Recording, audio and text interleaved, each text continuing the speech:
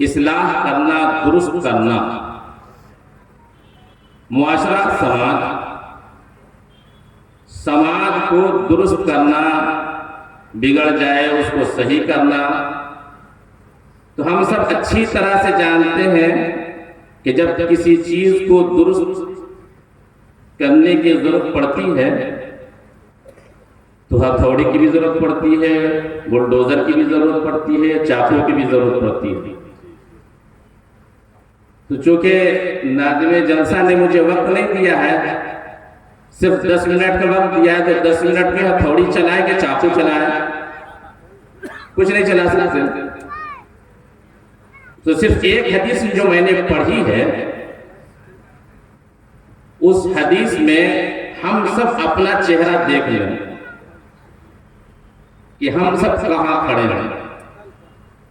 हजरत अबू हुरैरा रज़ी अल्लाह तआला अन्हु इस हदीस के रावी हैं, और ये हदीस अगरचे सनद के एतबार से ज़ईफ है, लेकिन मुहद्दिसीन ने इसको कबूल किया है। अब्दुल्ला बिन मुबारक रहमतुल्लाह अलैह, जो इमाम बुखारी के उस्ताद हैं, उन्होंने भी इस हदीस को ज़ईफ होने के बावजूद भी कबूल किया। कहीं ऐसा ना कि बाद में कोई कहने लगे कि मौलाना साहब ज़ईफ हदीस तुमने पढ़ी थी। तो पहले जो हदीस मैंने पढ़ी, इज़ा अज़्ज़मत उम्मती दुनिया, जब अल्लाह के रसूल सल्लल्लाहु अलैहि वसल्लम ने फरमाया कि जब मेरी उम्मत दुनिया को इज्जत देने लगे, दुनिया को अहमियत देने लगे, माल और दौलत को सब कुछ समझने लगे, माल और दौलत को इज्जत व वकार समझने लगे, नुज़िअत मिन्हा हैबतुल इस्लाम, तो उसके दिल से इस्लाम की हैबत, इस्लाम की अजमत निकल जाती है।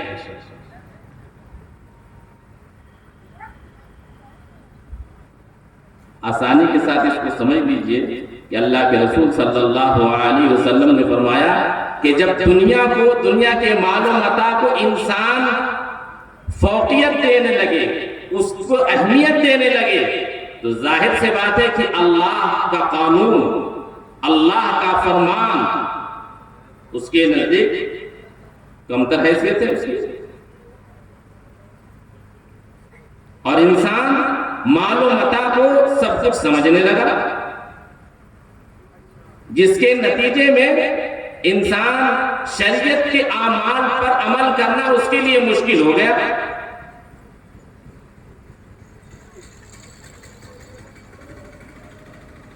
और इस वक्त पूरी दुनिया के अंदर कुरान ने जो कहा है, इन्नल्लाह ला यग़फिरु अन युशरका बिही व यग़फिरु मा दूना ज़ालिका लिमन यशा, कि अल्लाह ताला शिर्क के अलावा तमाम गुनाहों को माफ कर देगा।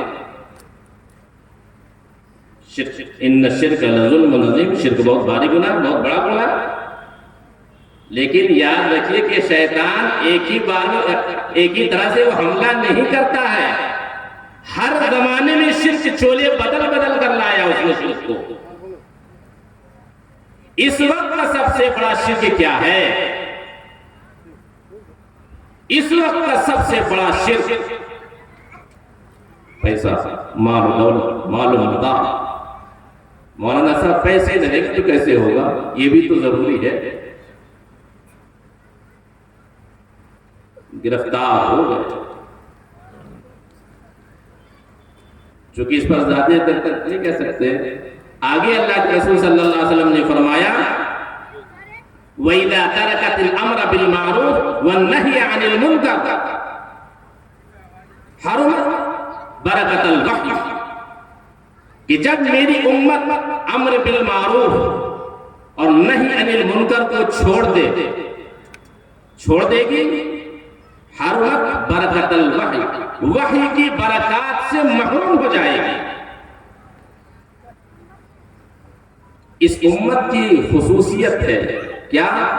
अम्र बिल मारूफ नहीं अनिल मुनकर, यानी अच्छी बातों का हुक्म करना, बुरी बातों से रोकना इस उम्मत की खासियत है, इस उम्मत की खुसूसियत है। अगर ये उम्मत अपनी उस खुसूसियत को खो दे तो फिर इस उम्मत का क्या होगा?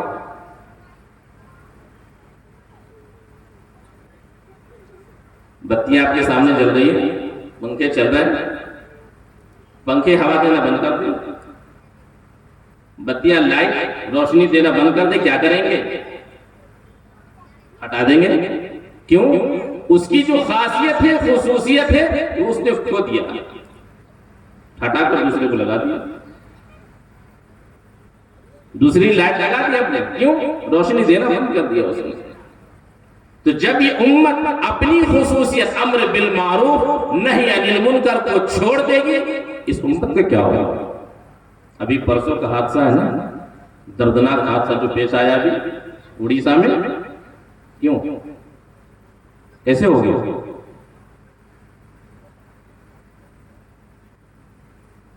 पूरे 20 साल में पूरी दुनिया का सबसे बड़ा हादसा है। कैसे चली गई इतने लोगों की जाने?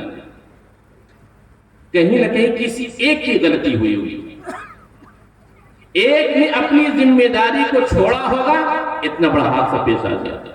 एक आदमी ने अपनी जिम्मेदारी को नहीं निभाया, अपनी जिम्मेदारी को भूल गया, वो अपनी जिम्मेदारी को अदा करने में उसने गलती कर दी, जिसके नतीजे में कितने लोगों की जान चली गई। अब बताइए कि जब ये उम्मत लाखों करोड़ों अरबों है इंसान मोहम्मद रसूलुल्लाह सल्लल्लाहु अलैहि वसल्लम का कलमा पढ़ने वाले हैं, ये उम्मत अपनी जिम्मेदारी को छोड़ दे, उम्मत कहां जाएगी? पूरी इंसानियत कहां जाएगी? अल्लाह के रसूल सल्लल्लाहु अलैहि वसल्लम ने फरमाया कि हरमत बरकतल वही, वही के बरकत से महरूम हो जाएगी। मुहद्दिसीन ने यानी वही के बरकत का जो मफहूम बयान किया है, कहा कि कुरान पढ़ेगी जरूर लेकिन समझेगी नहीं। कुरान समझने की सलाहियत अल्लाह ताला सल्ब कर लेगा, छीन लेगा उससे।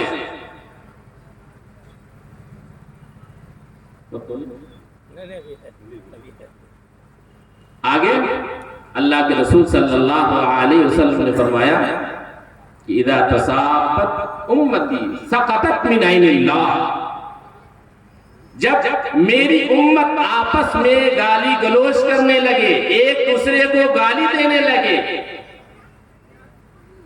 अल्लाह की नजर से गिर गए। सकतत मिन ऐनिल्लाह,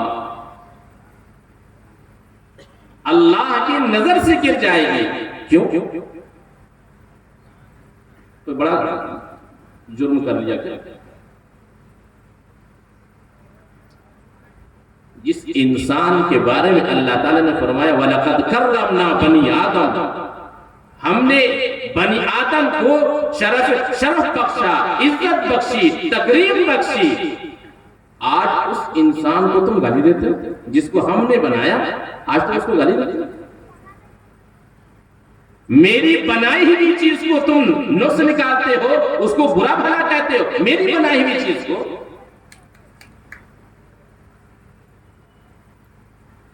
यहां तो गाली गलों से भी हम आगे निकल चुके हैं कि एक मुसलमान दूसरे मुसलमान का खून बहाने से दरिद्र नहीं करता। रिवायत में आता है कि गाली, एक मुसलमान को गाली देना फिस्क है और कत्ल करना कुफ्र है, लेकिन हम एक मुसलमान के कत्ल करने में भी तो दरिद्र नहीं करते। कितने हादसा हो चुके। अल्लाह के रसूल सल्लल्लाहु अलैहि वसल्लम ने फरमाया कि अगर एक मुसलमान के खून बहाने में पूरी इंसानियत शरीक हो जाए, पूरी इंसानियत शरीक हो जाए, आसमान के फरिश्ते, तमाम जिन्नात तमाम इंसान एक मुसलमान के खून बहाने में सब मिलकर के शरीक हो जाए, लकब्बहुमुल्लाहु फिन्नार, अल्लाह ताला सबको, तमाम फरिश्तों को, तमाम जिन्नातों को, तमाम इंसानों को, सबको अल्लाह ताला जहन्नम में झोंक देगा। एक मुसलमान के खून की कीमत ये।